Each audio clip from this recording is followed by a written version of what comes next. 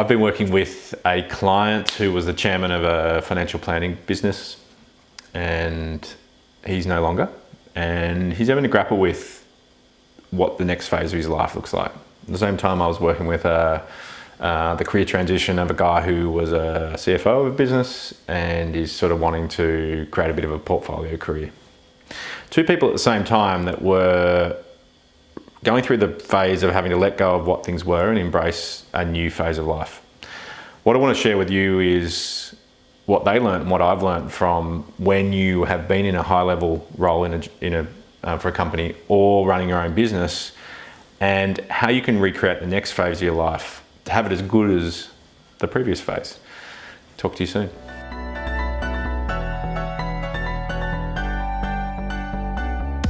So I won't tell you too much more about the context other than to say, when you go from a role where you've had a lot of status and seniority and you've been really busy and you're wanting to create a new phase of your life, it can be really difficult. So the analogy is, think of all the sports people, Tiger Woods, a lot of the basketballers who have been really successful in one thing, but then that ends and they can fall into a bit of a hole that's hard to get out of.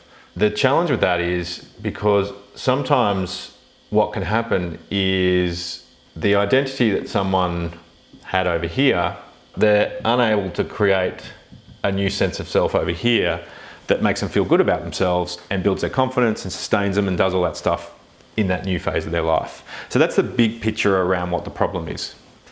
If you do this well, the next phase of your life can be better, more fantastic than the previous phase.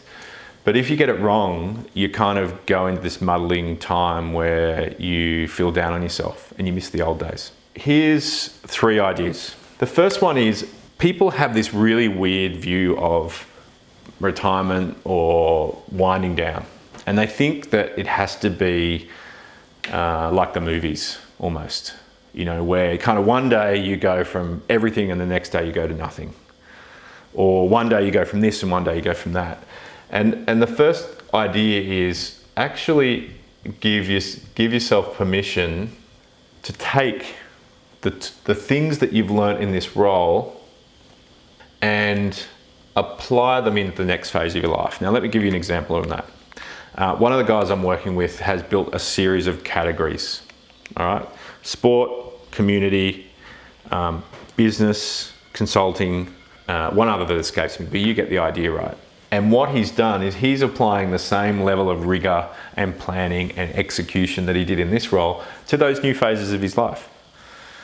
And when I met with him, he basically said, I can't do that. That sounds like that's my old phase of my life. And I'm like, dude, that's who you are.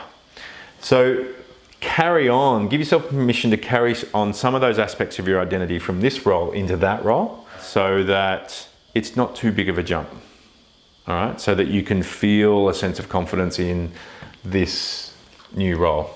The second idea is to create future plan, right? It's just that thing I just talked about around this. Ideally, we want this phase of our life to be bigger than our past. If you've got a big gap or that's fuzzy, it's really hard for you to have something to look forward to. So what I was able to do with both of these guys was to say, you know what, in 12 months time, we're gonna run into each other in the street and you're gonna go, this is great, this is fantastic, life is good. What's happening if life is good? And from there, we developed those categories that I talked about before of what he's aiming for. And the third is turn those categories then into a rhythm of life in terms of weeks and months. So for people who are used to be busy, the biggest problem that can occur is there's these acres of space where they don't have anything to do. And that'll get them thinking, not in a good way, all right?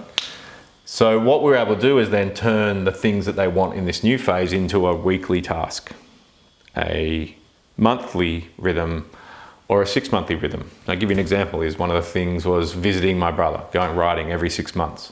One of the guys was into community visitation, so wanted to visit older people. So we're going to do that every 2 weeks.